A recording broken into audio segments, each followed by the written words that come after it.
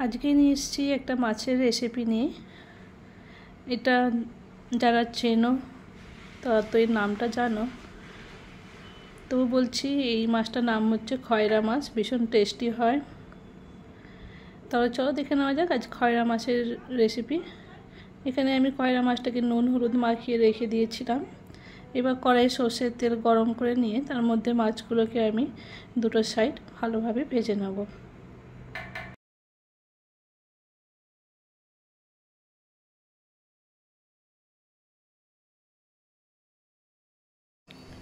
মাছটা আমার দুটো সাইড ভাজা হয়ে গেছে। এইভাবে সমস্ত মাছগুলোকে আমি ভেজে নেব।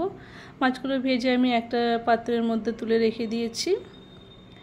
এবার আমি ওই মাছ ভাজা তেলের মধ্যে কালো জিরে দিলাম। কালো জিরে থেকে সুন্দর একটা গন্ধ বেরিয়ে এলে এদিকে আমি কালো সর্ষে আর 4টে কাঁচা লঙ্কা নিয়ে ভালোভাবে ছিলে একটা পেস্ট বানিয়ে নিয়েছি।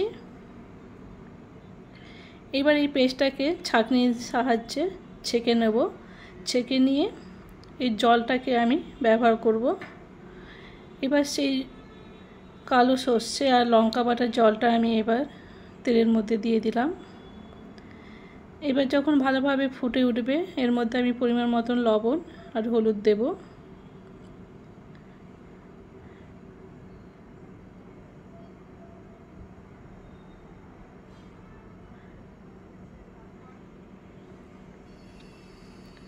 লবণ আর হলুদ দিয়ে ভালোভাবে বয়েল করে নেব, ফুটিয়ে নেব। এরপর আমি ভালোভাবে ফুটে উঠলে সর্ষেটা তারপর আমি এর মধ্যে দিয়ে দেব ভেজে রাখা মাছগুলো। ভেজে রাখা মাছগুলো দেওয়ার পরে আমি বেশিক্ষণ আর ফোটাবো না, তাহলেই আমার রেডি হয়ে যাবে খয়রা মাছের সর্ষে দিয়ে ঝাল। এটা ভীষণ ভালো লাগে গরম ভাতের সঙ্গে। বাঙালির অতি প্রিয় একটা রেসিপি। তাহলে বাড়িতে অবশ্যই বানিয়ে একটা কমেন্ট করে জানিও কেমন হয়েছে। আর এরপর আমি এর মধ্যে দিয়ে দিচ্ছি দুটো কাঁচা লঙ্কা।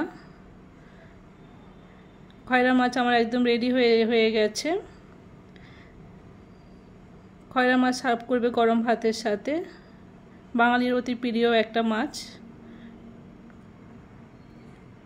ভীষণ সুস্বাদু এই মাছ। আমার এই রেসিপিটি দেখার জন্য তোমাদের অসংখ্য ধন্যবাদ। তাহলে আজ এই অবধি, ওকে বাই।